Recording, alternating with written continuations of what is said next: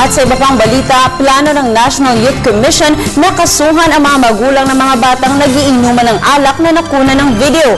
Naging mainit na usap-usapan ang uploaded video na ito sa internet kung saan tila kinukonsinti pa ng mga matatanda ang paglalasing ng mga bata. May ulat si Persilin Pialago. Sa loob lang ng 2 araw, mainit kaagad na pinag-usapan sa social networking sites ang kumakalat na video ng mga batang ito na tuwang-tuwang nag-iinuman ng alak. Kapansin-pansin sa video na merong mas nakakatanda sa likod ng mga bata na imbis na pigilan ng mga batang walang kamuwang-muwang, tumatawa lang ito na tila walang pakialam. Sa unang tingin, iisipin mong isa itong inosenteng laro. Pero nung nailabas na ang bote ng vodka, naku po, isa palang inumang pang matanda ang nagaganap. At hindi lang yan, may isang shot glass at may chaser pa na pinaiikot na tila nagtatagayan. Kaya naman biglang naalarma ang National Youth Commission sa videong ito na umabot na ng mahigit 20,000 shares sa Facebook at libu-libong comments and likes. Hindi naman lusok ang mga magulang ng mga batang ito dahil pinag-aaralan na ng NYC na kasuhan ng mga responsable ng paglabag sa Anti-Child Abuse Law. Nakakalarma siya dahil we're seeing a lot of these videos. So, hindi lang ito yung nag-isang video. There were videos also before ang nagsasampalan.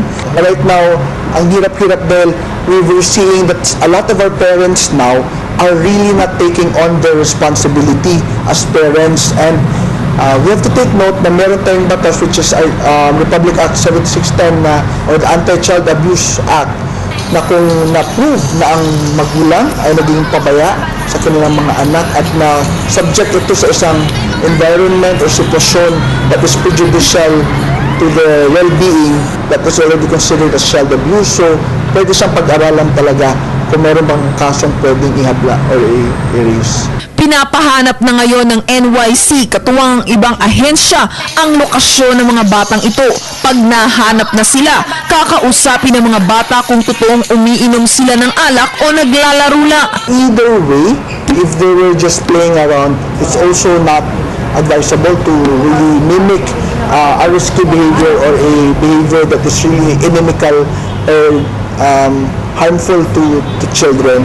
Kasi bakaan pa siya, gayahin pa ng ibang mga bata. Kaya naman nanawagan na ang NYC sa mga internet users na maging responsable dahil hindi umano nakakatulong ang ginagawa nilang pagkakalat ng video. Huwag muna tayong mag-share. Let's stop sharing the video. Instead, let's really take action on it. And if you know of the location of the children, mahalaga na itawag nyo kaagad sa pinakamalapit ng DSWD office. Para sa Telebisyon ng Bayan, Persilin Pialago.